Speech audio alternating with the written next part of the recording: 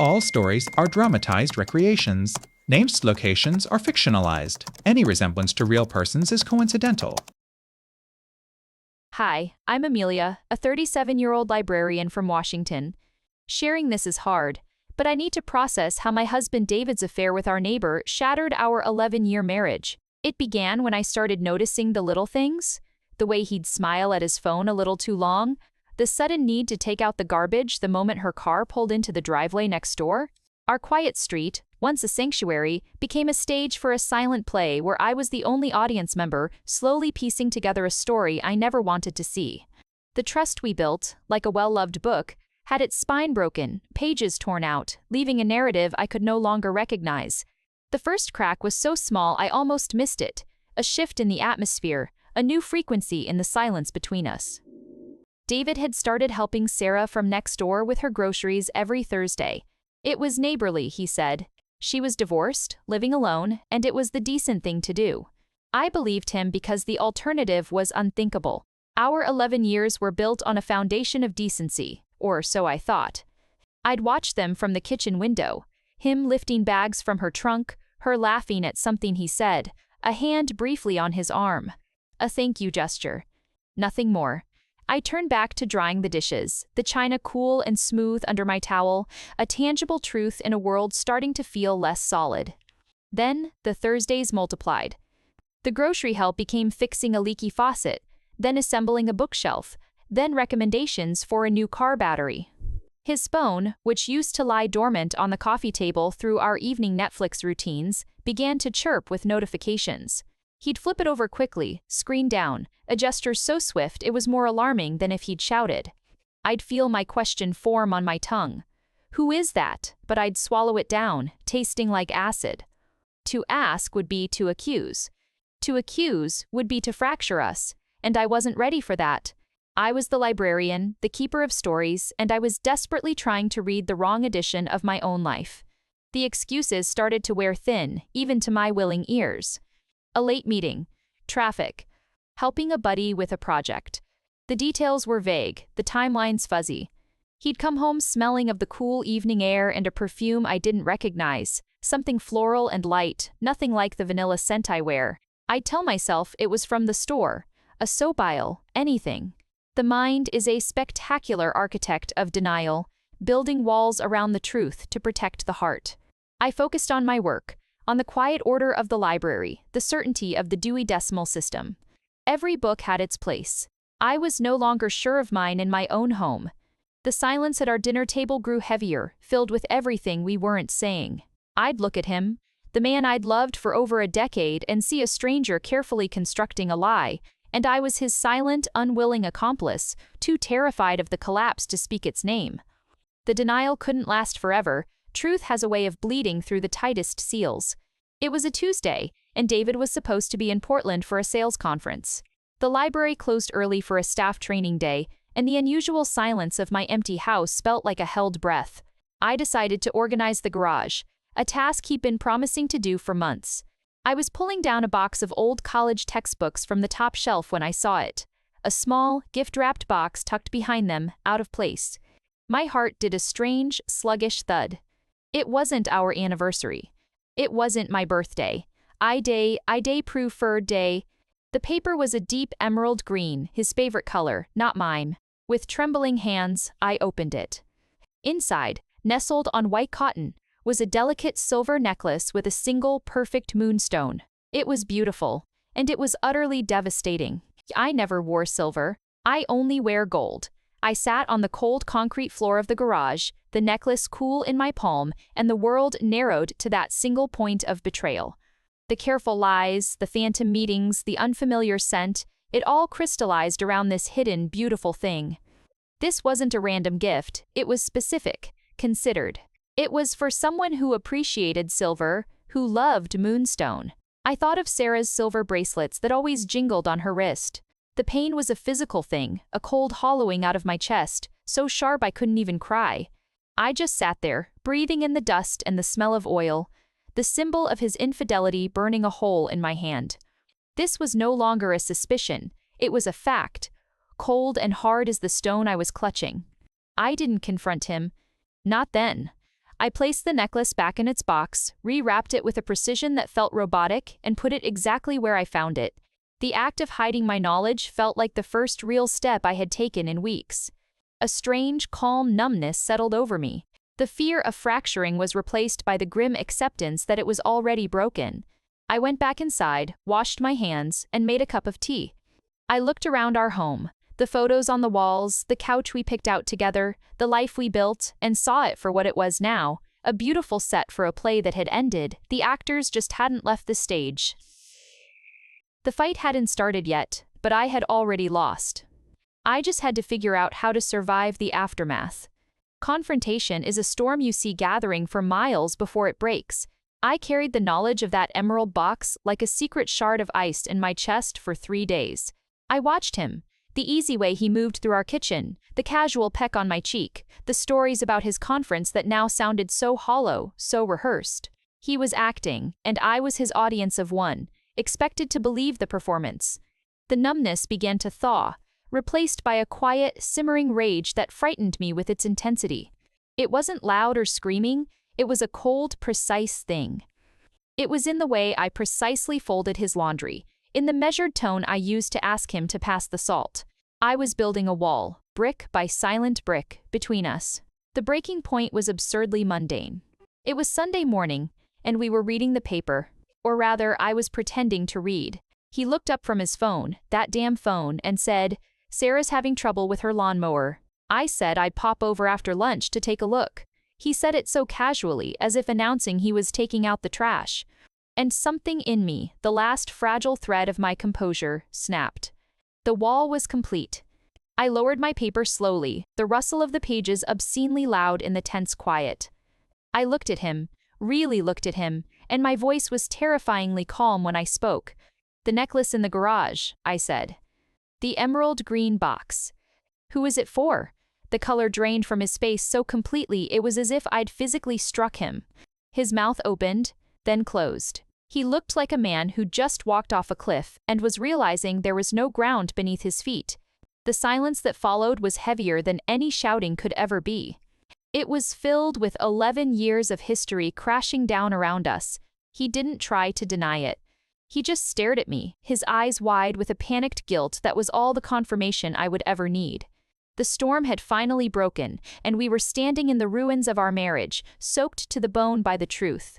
The silence after my question wasn't just an absence of sound, it was a physical entity that filled the room, pressing in on us from all sides, heavy and suffocating.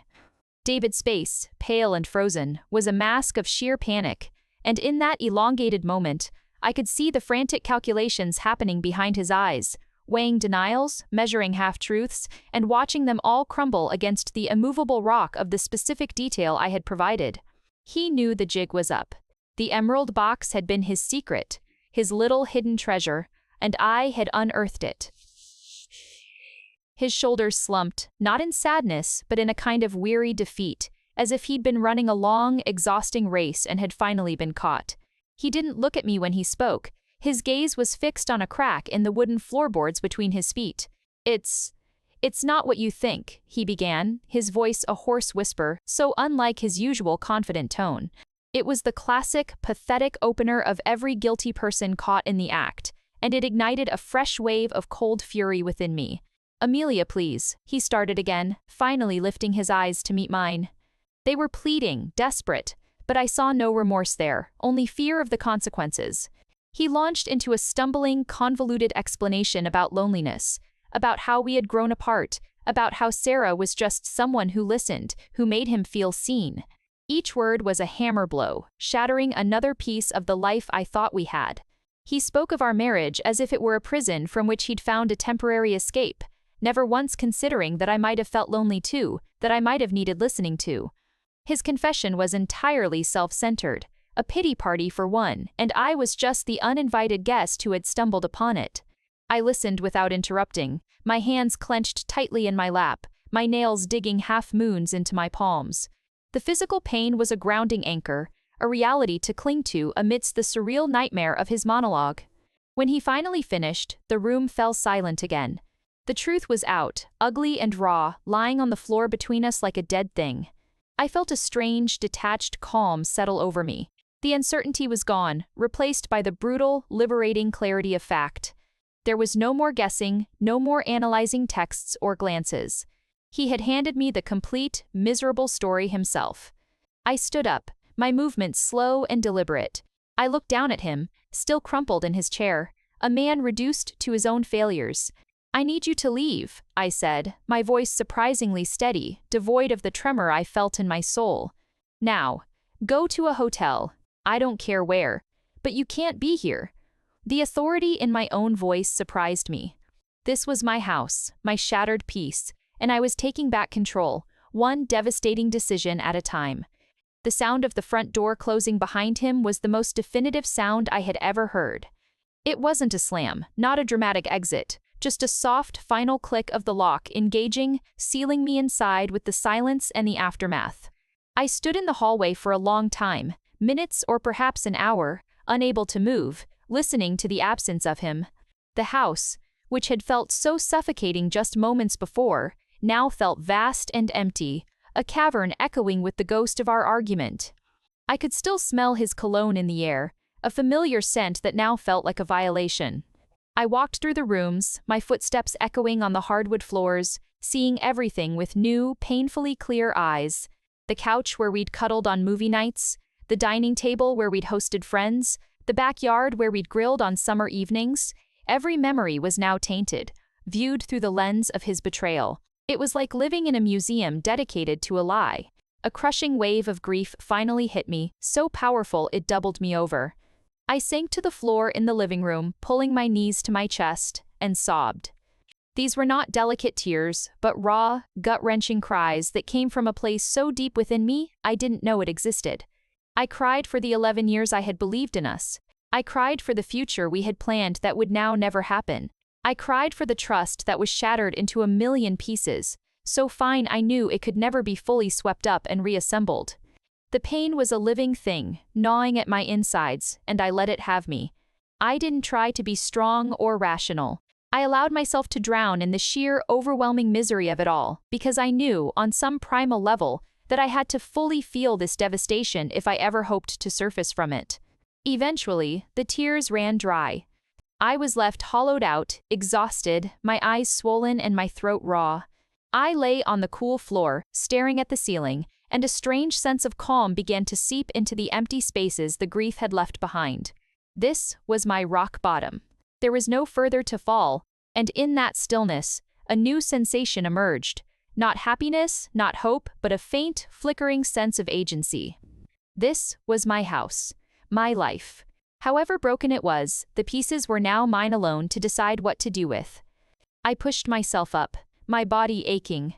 I went to the kitchen, filled a glass with cold water and drank it all. It was a simple, deliberate act. The first of many.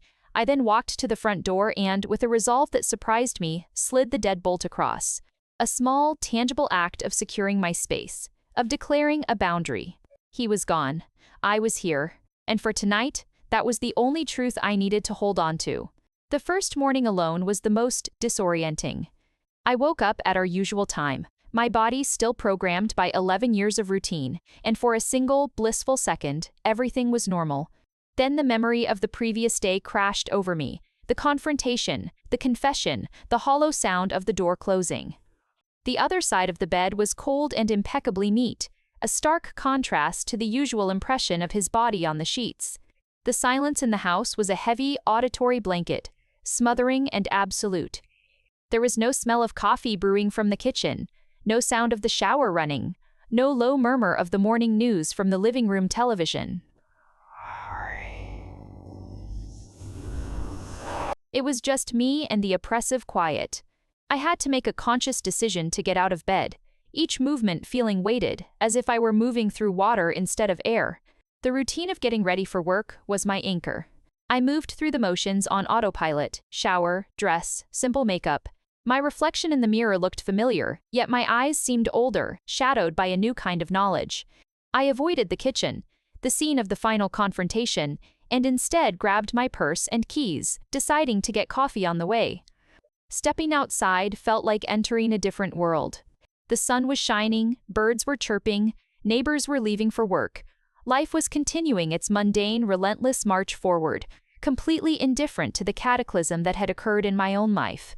It felt surreal, almost offensive, that the world could be so normal when mine was in ruins.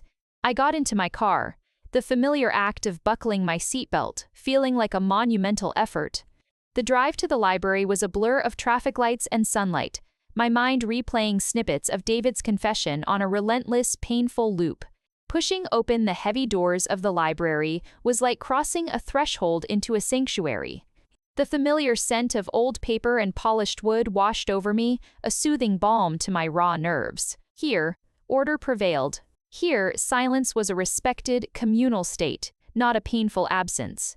My colleague, Mark, gave me a small wave from the circulation desk, and I managed a tight, hopefully convincing smile in return.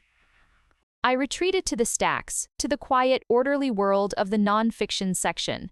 I ran my fingers along the familiar spines, the tactile reality of the books, a comfort. This was my domain, a place where I was competent, where I was in control.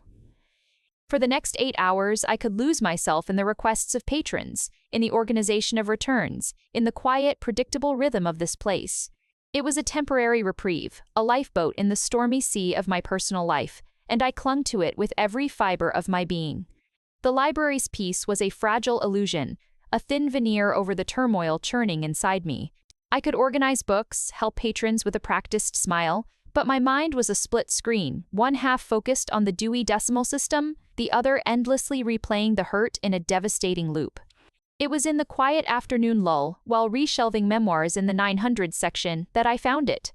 Tucked not on a shelf but fallen behind a study carrel was a small, forgotten paperback. It was a well-worn copy of Gift from the Sea by Anne Morrow Lindbergh. I picked it up, intending to just send it to the returns cart, but a slip of paper tucked inside the front cover fluttered to the floor. It was an old receipt, from a coffee shop I didn't recognize, dated just a few months ago. Scribbled on the back in David's unmistakable handwriting was a note, "For your thoughts, which are more beautiful than any seashell." The world tilted. The air left my lungs. I leaned against the solid wooden carrel for support, the book feeling like a lead weight in my hand. This wasn't just a hidden necklace in the garage. This was a shared secret, a language I wasn't part of. He had bought her a book. He had written her a note, a painfully cliched and intimate note, comparing her thoughts to something beautiful. My husband, who hadn't bought me a book since our first anniversary, who grumbled about the clutter of paperbacks on my nightstand, had done this for her. The specificity of the betrayal was a new, sharper knife. It wasn't just about sex or fleeting attraction, it was about a meeting of minds, a shared intimacy that struck at the very core of who I was, a reader, a lover of words. He had given her the part of me he had always seemed to tolerate at best. A patron's cough from the next aisle over jolted me back to the present. I blinked, the library coming back into focus. With trembling hands, I shoved the receipt deep into my pocket, a piece of incriminating evidence I didn't know what to do with. I processed the book mechanically, scanning it back into the system as a found item, but the words on that receipt were burned onto the back of my eyelids. The rest of my shift passed in a blur. I was operating on pure muscle memory, a ghost going through the motions. The sanctuary of the library had been violated. His betrayal had seeped into the one place I thought was safe, my sacred space, and had tainted it. I realized then that the path to healing wouldn't just be about getting over the man. It would be about reclaiming all the things I loved, one by one, from the shadow his infidelity had cast over them. Starting with my own peace and my own love for the written word. The next few days passed in a strange, hollow monotony. I went to work, I came home, I moved through the empty rooms of the house like a ghost. The silence was no longer just an absence of sound. It had become a presence, a heavy companion that followed me from room to room. I found myself talking to it sometimes, muttering a question about where I'd left my keys or what I should make for dinner, only to be met with that profound, echoing quiet. It was in one of these moments, standing bewildered in the middle of the kitchen, that I realized the silence wasn't my enemy. It was my cocoon. It was the blank space I needed to finally hear my own thoughts, without the constant, background noise of his presence, his lies, his needs. For the first time in over a decade, every decision, every meal, every minute of the day was entirely my own. This newfound autonomy was terrifying and exhilarating in equal measure. One evening, I didn't cook dinner. I made myself a large bowl of popcorn, something David always complained was not a real meal, and ate it on the couch while watching a documentary about volcanoes I'd been wanting to see. It was a small, seemingly insignificant act of rebellion, but it felt monumental. I was rediscovering my own preferences, my own rhythms. I left a book open on the coffee table without worrying about it being moved. I played my own music, the melancholic indie folk he always rolled his eyes at, and let it fill the house. I was slowly, painstakingly, scrubbing away the traces of us and repainting the spaces with the colors of me. The grief was still there, a dull ache in my chest, but it was now accompanied by a flicker of something else, a nascent sense of self that had been buried under the weight of the marriage. The biggest step came on Saturday morning. I woke up without an alarm, and instead of dreading the long, empty weekend, I felt a pull. I drove to a part of town I rarely visited, to a small, nondescript office building where a therapist recommended by a discreet work friend had her practice. Sitting in the waiting room, clutching my purse, I felt a wave of imposter syndrome. Was my problem big enough for this? But then I remembered the emerald box, the receipt, the look on his face. My problem was plenty big. The session itself was a blur of halting sentences and long pauses. I didn't know how to articulate the maelstrom inside me. But the therapist, a woman with kind eyes, simply listened. She didn't offer platitudes or solutions. She just gave me the space to voice the chaos. And when the hour was up, I felt lighter. Not fixed, but acknowledged. I had spoken the truth of my pain out loud to a witness, and the world hadn't ended. I had taken the first shaky step on a path that was solely for my own healing. The legal pad stared back at me, a grid of empty lines waiting to be filled with the wreckage of my marriage.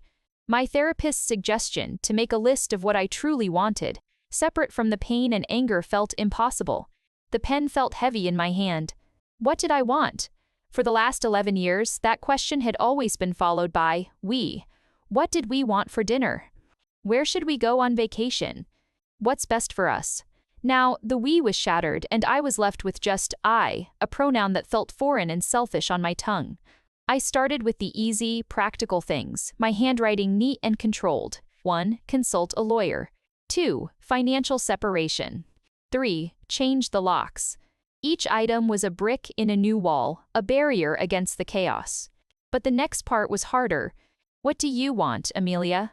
I closed my eyes, trying to tune out the voice of guilt, the echo of David's excuses, the societal whisper that a failed marriage was a personal failure. I took a deep breath and let the pen move almost on its own, scribbling down raw, unfiltered wants without judgment. I want to sleep through the night. I want to not feel this ache in my chest every morning. I want to read a book without finding hidden messages in it. I want to feel pretty again, for me. I want to trust my own judgment. The list became a floodgate opening. I want to travel somewhere he never wanted to go. I want to learn how to fix a leaky faucet myself. I want to have a meal that isn't punctuated by silence or accusations. It was a messy, emotional, and profoundly honest inventory of a soul starting to rediscover its own desires. I looked down at the completed list, 2 columns of starkly different needs. One was for the practical survival of the woman who had been wronged. The other was for the hopeful, fragmented self that was still in there, yearning to be rebuilt. It wasn't a roadmap to happiness that felt too distant, too abstract. It was a map for the next day, the next week, a promise to myself to take one tangible step from each column. The act of writing it down didn't magically solve anything, but it externalized the turmoil. It took the swirling, overwhelming mess inside my head and pinned it to a page, where I could look at it, manage it, and one by one, conquer it. I folded the paper and tucked it into my wallet, a secret contract with my future self. For the first time since finding that necklace, the future felt less like a terrifying abyss and more like a series of choices that were mine and mine alone to make. The first official meeting with my lawyer, a sharp, no-nonsense woman named Brenda, was a masterclass in emotional whiplash. We sat in her sleek, modern office, and she laid out the cold, hard mechanics of uncoupling a life. She spoke in a language of assets and liabilities, of equitable distribution and spousal support. She listed our joint possessions, The house, the retirement accounts, the car, not as memories, but as line items to be divided. She asked questions about debts and credit cards, her voice calm and professional, while I fought to keep my breathing even. It was brutal, reductionist, and exactly what I needed. She was treating my heartbreak not as a tragedy, but as a complex puzzle to be solved, and her clinical detachment was a strange kind of comfort. She was the general, and I was the raw recruit, learning to follow orders for my own survival. David had retained a lawyer, of course. The first communication from his counsel arrived via email later that day, a dry, formal document outlining his proposed terms for the separation. Seeing our life distilled into legal jargon on a PDF was surreal. He proposed keeping his car and his 401k. I would keep the house and mine. He wanted to split the equity down the middle. On paper, it looked fair, reasonable even, but it felt like another betrayal. This was the man who had written poetic notes about seashells, now haggling over percentages of a savings account through a third party. There was no mention of the emerald box, of the Thursday grocery trips, of the shattered trust. The law didn't care about any of that. Law didn't care about any of that. It only cared about the divisible assets. I felt a fresh wave of grief, not for the man, but for the utter mundanity of the end. This was the grand finale of an 11-year partnership, a financial negotiation conducted by strangers. Brenda advised me not to respond emotionally. This is the starting point of a negotiation, Amelia, not the final word, she said, her tone leaving no room for argument. She told me to sit with it, to let the initial sting fade before we crafted a counterproposal. I printed out the document, and that evening, I did something that would have seemed unthinkable weeks before. I took the pages out to the backyard, to the small fire pit we'd never used. I struck a match and watched the edges of the paper curl and blacken, the legalese dissolving into smoke and ash. It was a symbolic, perhaps childish act, but it felt necessary. I was burning his version of our ending. I would not let his cold, clinical terms define my future. As the last ember faded, I felt a resolve harden within me. I would meet him on this battlefield of paperwork and numbers, and I would fight for every single thing I was owed, not out of spite, but for the promise of a new beginning, bought and paid for with the ashes of the old one. The silence of the house began to change. It was no longer just the absence of David, it was becoming filled with the sounds of me. The hum of the refrigerator, the creak of the floorboard near the bookshelf I'd been meaning to fix, the soft turn of a page in the evening, these were my rhythms now. But with this new autonomy came a daunting list of responsibilities he had always handled. The most immediate was a persistently dripping kitchen faucet, a minor annoyance that had now become a symbol of all I didn't know how to do. I'd stare at it, a steady plink, plink, plink into the stainless steel sink, and feel a surge of helplessness. Calling a plumber felt like a defeat, an admission that I couldn't manage my own home. So, one Saturday, I armed myself with a YouTube tutorial on my tablet and a determined, if nervous, resolve. I laid out the tools on the counter, their cold, unfamiliar weight, a stark contrast to the softness of the books I usually held. The video made it look simple: shut off the water valves under the sink, unscrew the faucet handle, replace the worn-out washer. But my hands felt clumsy and unsure. I contorted myself under the sink, my back against the cold cabinet doors, and struggled to turn the stubborn water valves. My grip slipped, scraping my knuckle, and a small bead of blood welled up. For a second, frustration and self-pity threatened to overwhelm me. This was his job, he should be here, doing this. But the thought was immediately followed by a fiercer one: no. This is my house, my sink, my problem to solve. I wiped the blood on my jeans, took a deep breath, and tried again, leveraging my weight until the valve finally turned with a satisfying squeak.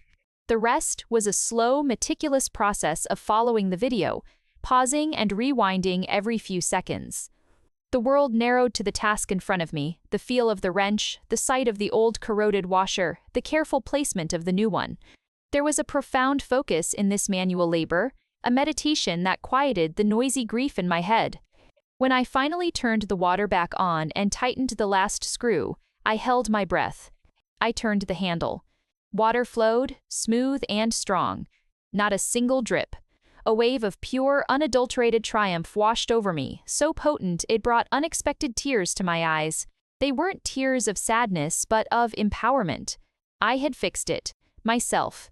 It was a small thing, a trivial repair, but in that moment, it felt monumental. It was a concrete, tangible sign that I could not only survive this new life, but also master its challenges, one dripping faucet at a time.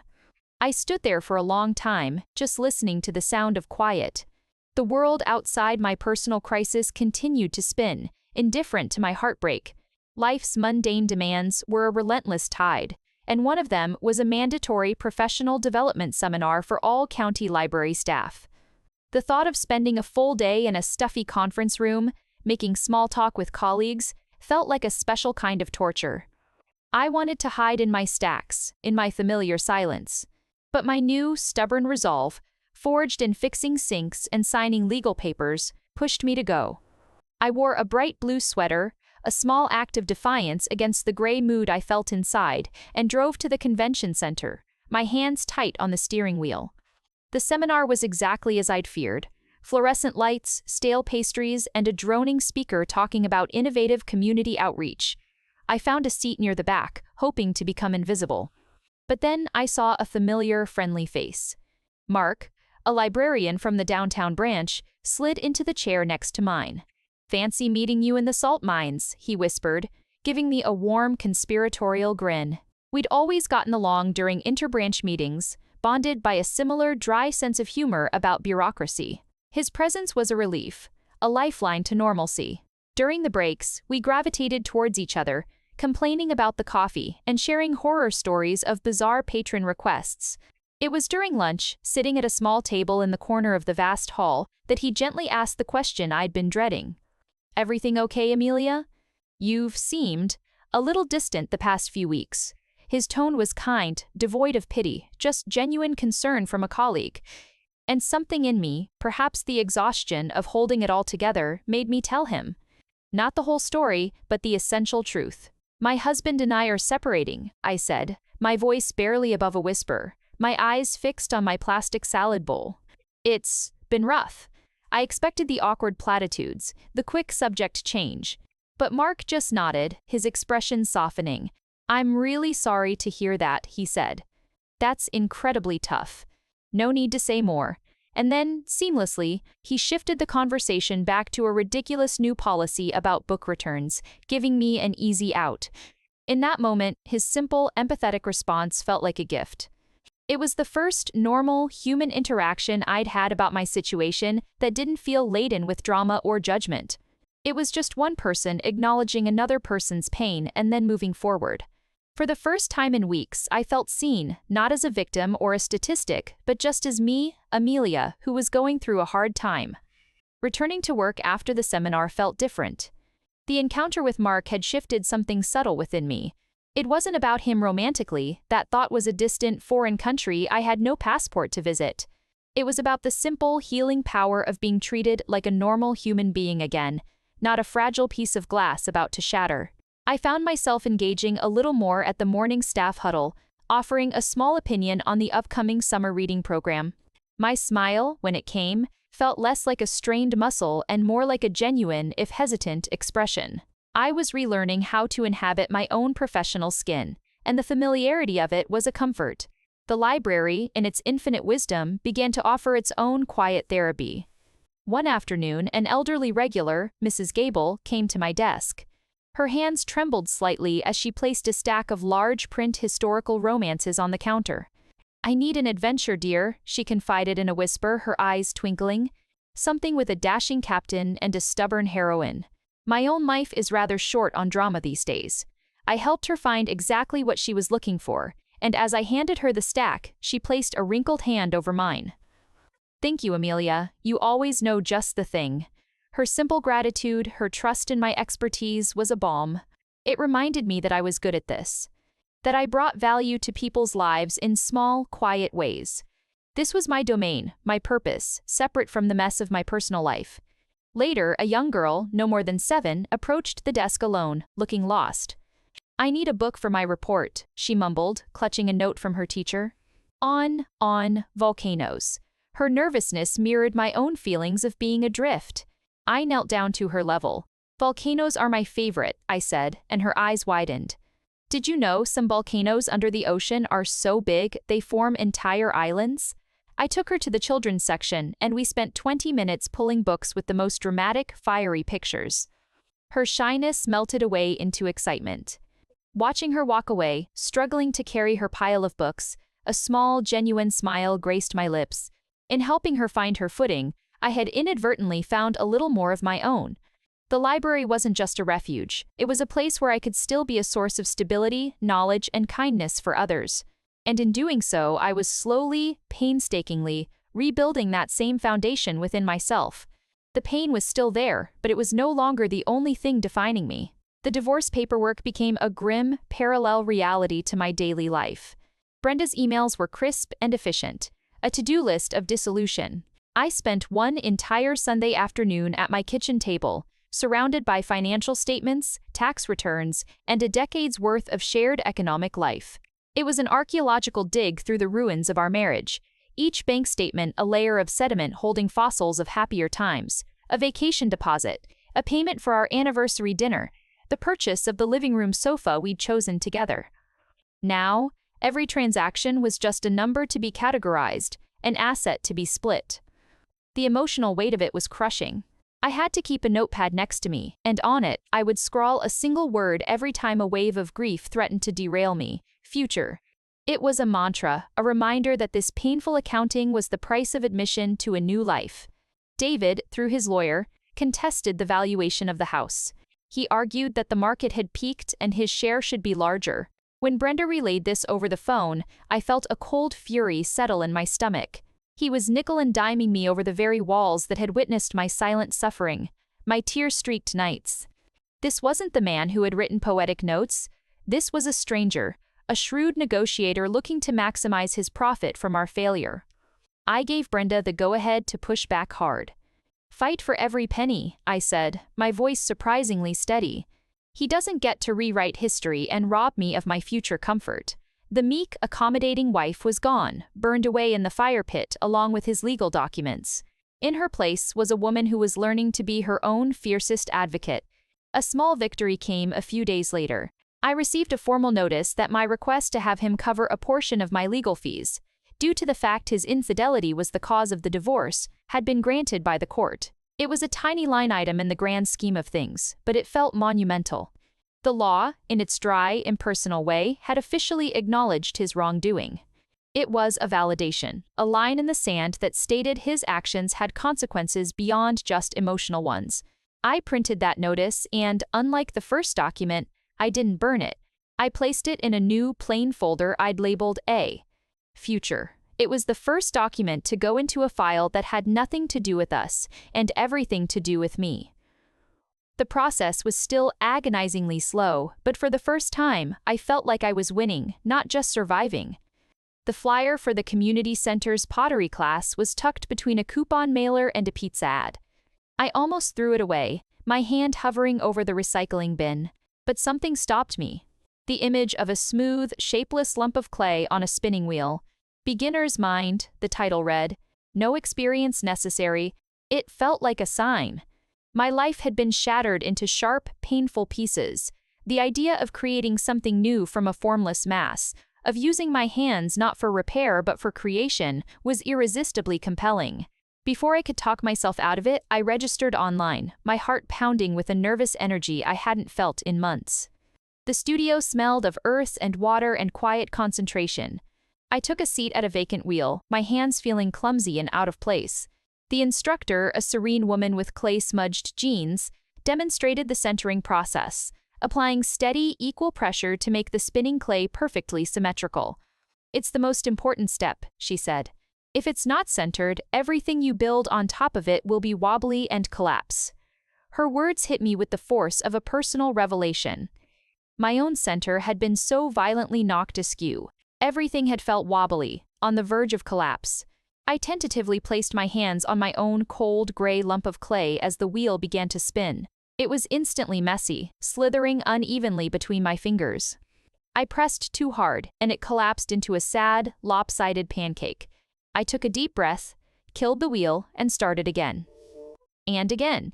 Each failed attempt was a lesson in patience, in listening to the material, in finding the right amount of pressure, not too controlling, not too passive. The world outside the studio, the lawyers, the empty house, the memories, faded away. There was only the spin of the wheel, the cool slip of the clay, and the focus required to tame it. On my 5th try, something magical happened. The clay stopped fighting me. It rose into a smooth, perfect cylinder, humming under my palms as it spun in true, beautiful balance. A laugh of pure surprise and joy escaped me, a sound I hardly recognized. I carefully coaxed the walls upward, forming a simple, humble little bowl. It was thick in some places, a little uneven, unmistakably the work of a beginner. But it was mine. I had made it. From chaos, I had found a center, and from that center I had created something whole. I looked at my clay-caked hands, and for the first time, they didn't feel like the hands of a victim. They felt like the hands of a maker. Mark's presence became a comfortable, low-pressure constant. Our conversations, which started as library small talk, gradually extended. A discussion about a new mystery author transitioned to him recommending a coffee place nearby that had the best pastries this side of the Mississippi. It wasn't a formal invitation, more of a casual, if you're ever free, it's worth the trip. One Tuesday, after a particularly draining morning of sorting through legal documents, I decided to take him up on it. I texted him, my fingers feeling oddly clumsy. Took your pastry advice. At the daily grind. They're out of the almond croissants. You owe me. His reply was almost immediate, a grave error on their part. Don't move. Damage control en route. 15 minutes later, he slid into the chair opposite me, holding a small white bag. For your loss, he said with a gentle smile, producing a perfect almond croissant from the rival bakery across town. I laughed, a real unforced sound that surprised me. We sat there for an hour talking about everything and nothing. Books, of course, but also terrible movies, our mutual hatred of parallel parking, and the weirdest things we'd ever found returned in a book drop. His was a slice of frozen pizza, mine was a single clean sock. It was easy, there was no subtext, no pressure, no lingering sadness. It was just two people sharing coffee and a laugh. He didn't ask about the divorce, and I didn't offer. He simply gave me the gift of a normal, pleasant afternoon. As we were leaving, he paused on the sidewalk. I really enjoyed this, he said, his usual easy confidence tempered by a hint of genuine sincerity. We should do it again sometime. No pastry emergencies required. I felt a flutter of something unfamiliar, not the dizzying rush of young love, but a warmer, steadier sensation. Hope, perhaps. Or just the simple pleasure of being liked for who I was in that moment, not as someone's wife or ex-wife. I'd like that, I said, and I meant it. Walking back to my car, I didn't feel the weight of my past clinging to me as heavily. The future, for the first time, wasn't a frightening blank page. It was a possibility. It might just include coffee, conversation, and the quiet, steady company of a good man who remembered I liked almond croissants. The thought didn't erase the pain of what had been lost, but it built a small, bright room next to it, a space for something new to begin, slowly and respectfully, in its own time. The quiet confidence I'd found at the pottery wheel began to seep into other corners of my life. It was a slow, steady drip, like the faucet I'd fixed, gradually filling the space that grief had emptied. I started making decisions for the house that were purely for me. I bought a brightly colored throw pillow for the couch, something David would have deemed too loud, and placed it there just because it made me happy to look at it. I repainted the guest room a soft, calming sage green, spending a whole weekend on the task, and the smell of fresh paint felt like the smell of a new beginning. Each choice, no matter how small, was a declaration of ownership over my own life and space. The house was slowly transforming from a museum of us into a home for me. This newfound assertiveness bled into the legal process. Where I had once hesitated, I now responded with clarity. When Brenda emailed me about David's counterproposal on the retirement accounts, I didn't spiral into anxiety. I looked at the numbers, compared them to our original agreement, and wrote back a concise, firm email. This isn't acceptable. The original split was fair. Let him know we're not moving on this. I felt a surge of power pressing the send button. I was no longer just reacting to his moves. I was setting the terms of my own future. Brenda's reply was a simple, well said. I'll handle it. I had become a partner in my own defense, not just a client to be managed. The most significant test of this new strength came when I finally decided to tackle the last vestige of his presence, the garage. I had been avoiding it since the day I found the necklace, the very epicenter of the earthquake. I armed myself with trash bags, a box for donations, and a determined playlist. I pulled everything out onto the driveway: old sports equipment, boxes of forgotten memorabilia, his half-finished dye projects. The emerald box was long gone, of course, but the memory of it hung in the air. I worked methodically, without sentimentality. His things went into the donate box. Our things, the us items that held no singular value for me, went into the trash. With every bag I tied shut, I felt lighter. I was literally and metaphorically clearing out the debris of the past. By the end of the day, the garage was empty, swept clean, a blank canvas. It was no longer a place of secrets and betrayal. It was just a space, waiting for me to decide what to put in it. I stood in the middle of the clean concrete floor, breathing in the faint smell of dust and possibility, and I felt, for the first time, truly free. The first major holiday after the separation loomed on the calendar like a storm cloud. It was the 4th of July, a day we'd always spent with a group of coupled-up friends at a sprawling, chaotic barbecue at the Miller's house. The thought of going alone, of being the newly separated woman amidst all that familiar coupledom, filled me with a specific, social dread. I could already picture the well-meaning but prying questions, the awkward pauses, the pitying looks. My instinct was to hide, to claim a migraine and spend the day on the couch with a book, letting the sound of distant fireworks be the soundtrack to my isolation.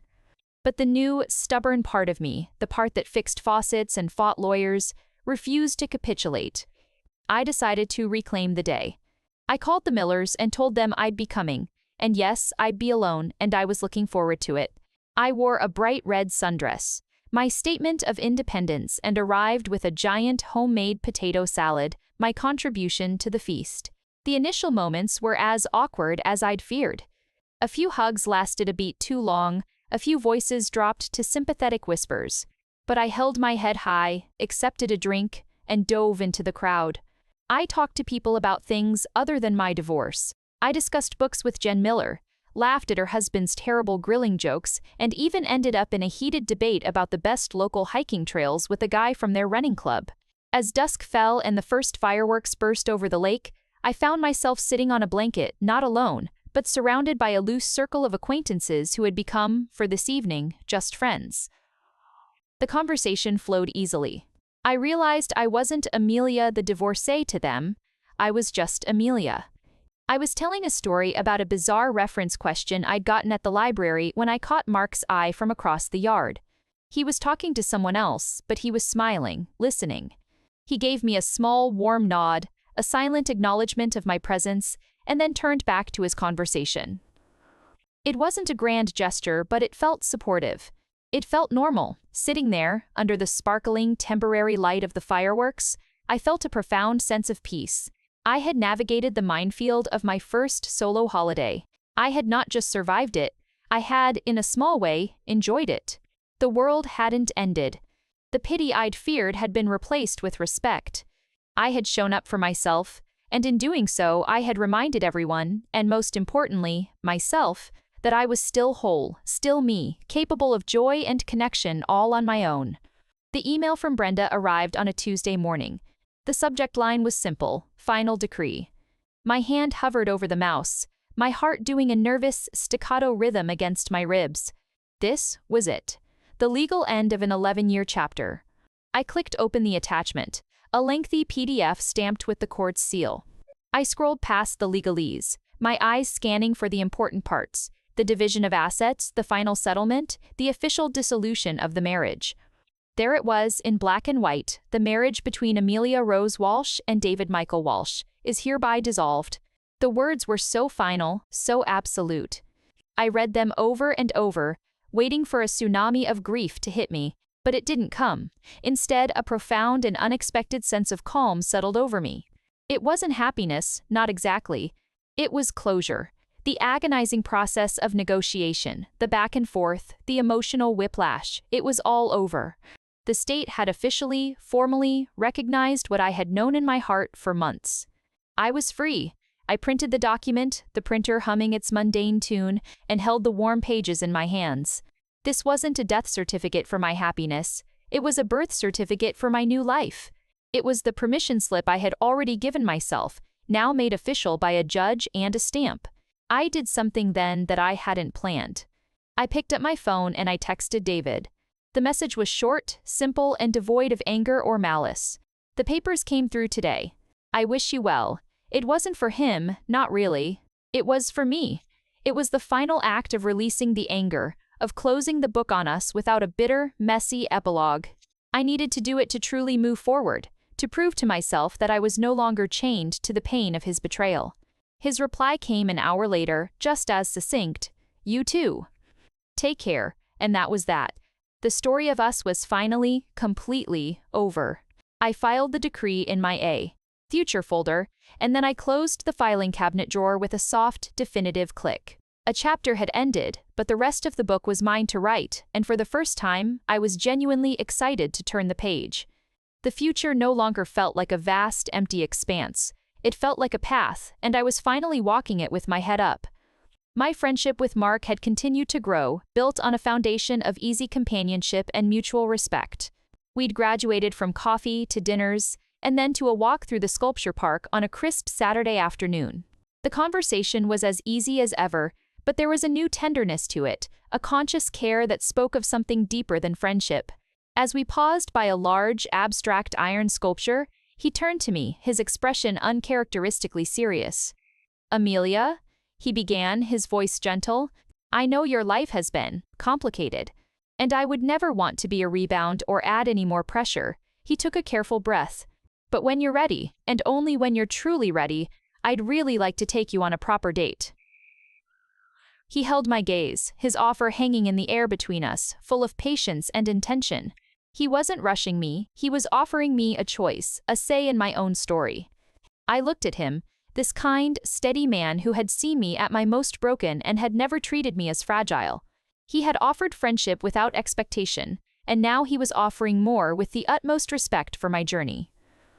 I thought of the long, painful road I had walked alone, of the strength I had found in fixing sinks and signing papers and showing up to barbecues by myself. I had rebuilt myself piece by piece, and I was no longer defined by what had been done to me. I was whole. I was ready. A genuine, peaceful smile spread across my face, one that reached my eyes. "Mark," I said, my voice clear and sure. "I'm ready." His answering smile was like the sun coming out from behind a cloud. He didn't kiss me, not then. He simply offered me his arm, and I took it. We continued our walk through the park, the autumn leaves crunching under our feet, the path ahead wide open and full of light. The past was finally behind me. My new beginning was here, now, walking beside me, and it was sweeter and more earned than any I could have ever imagined.